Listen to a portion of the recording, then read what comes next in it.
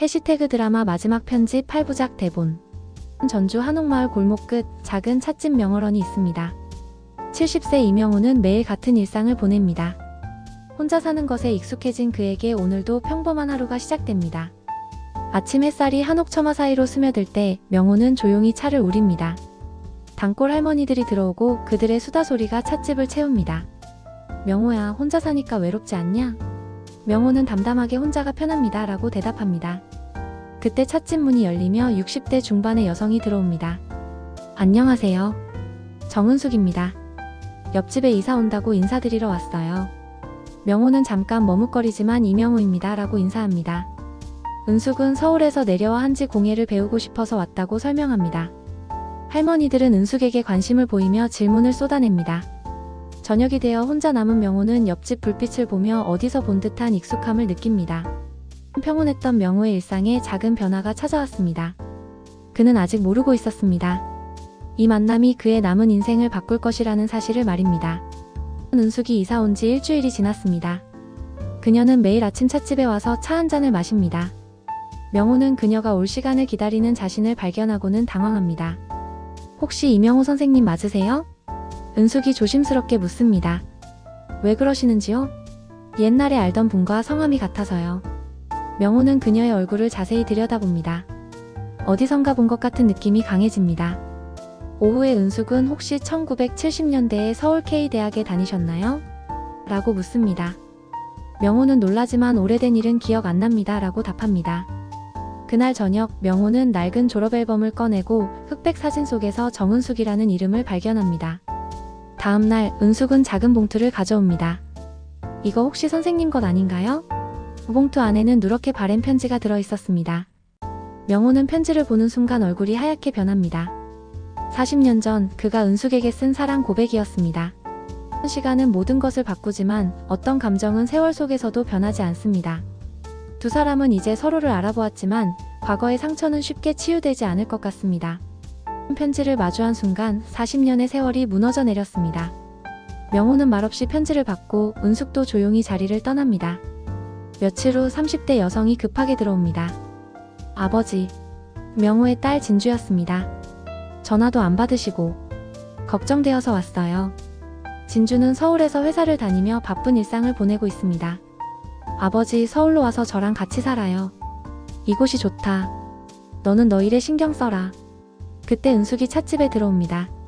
진주는 안녕하세요. 저는 사장님 딸 이진주라고 해요 라고 인사하고 은숙은 따뜻하게 정은숙이에요 라고 답합니다. 진주와 은숙은 금세 가까워집니다. 한지 공예하신다면서요? 저도 배워보고 싶어요. 그럼 같이 해요.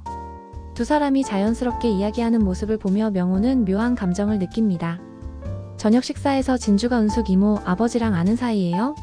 라고 묻자 은숙은 옛날에 같은 학교를 다녔어요 라고 조심스럽게 대답합니다. 진주는 운명이네요. 라고 하지만 두 어른의 어색한 분위기를 감지합니다. 가족이라는 이름 아래 숨겨진 서운함과 그리움, 그리고 새로운 인연이 가져다준 따뜻함. 명호는 과거와 현재, 그리고 가족 사이에서 자신의 마음을 정리해야 했습니다. 가을이 깊어가고 단풍축제가 열립니다. 명호는 과거의 기억들이 떠오르는 것을 피하려 하지만 어떤 기억들은 더욱 선명해집니다. 1970년대 젊은 명호는 문학동아리에서 선배 은숙을 짝사랑했습니다. 어느 가을날 용기를 내어 편지를 썼지만 친구 태식이가 아직 때가 아니야 라며 편지를 가로챘던 것입니다. 축제 당일 은숙은 한지 체험 부스를, 명호는 찻집 부스를 운영합니다. 저녁 무렵 두 사람은 단풍길을 걸으며 대화를 나눕니다. 그때 왜 저를 찾아오지 않으셨어요? 은숙이 묻습니다. 편지 말이에요. 몇 년 후에 태식이가 가져다 주더라고요. 그때는 이미 늦었지만요. 명호는 충격을 받습니다. 친구가 편지를 숨겼다가 나중에 전달했던 것을 알게 됩니다. 두 사람은 단풍이 떨어지는 길에서 40년 전의 진실을 마주합니다. 미안합니다. 몰랐습니다. 이제는 모두 지난 일이에요. 하지만 그들의 마음속에는 새로운 감정이 싹트기 시작합니다. 진실은 때로는 늦게 밝혀지지만 의미가 없어지는 것은 아닙니다. 40년의 오해가 풀린 이 가을 저녁 두 사람의 마음에는 새로운 계절이 찾아오고 있었습니다. 진실이 밝혀진 후 두 사람 사이의 분위기는 미묘하게 변했습니다. 마을 사람들도 변화를 눈치채기 시작했습니다. 마을 부녀의 사람들이 은숙에게 명호 씨 좋은 사람이야. 이제 짝이라도 있으면 좋겠어 라고 넌지시 말합니다. 찻집 할아버지들도 명호를 놀려댑니다. 명호야, 이 나이에 꽃길이 열렸구나. 진주는 은숙과 둘이 있을 때 조심스럽게 묻습니다. 이모, 아버지와 어떤 사이셨어요? 은숙은 너희 아버지는 정말 순수한 사람이었어. 멀리서 늘 지켜봐 주었지만 다가오지는 못하더라고라고 이야기합니다. 그런데 며칠 후 은숙이 갑자기 서울로 돌아가겠다고 말합니다. 마을 사람들이 자꾸 오해하고 너희 아버지한테도 미안하고 진주는 급히 아버지에게 달려가지만 명호는 그분 결정이니까 라고 말할 뿐입니다. 진주는 답답해합니다. 아버지는 왜 이렇게 소극적이세요? 좋아하는 거 맞죠? 그날 밤 명호는 은숙의 집 불빛을 바라보며 40년 전처럼 또다시 다가가지 못하고 있었습니다.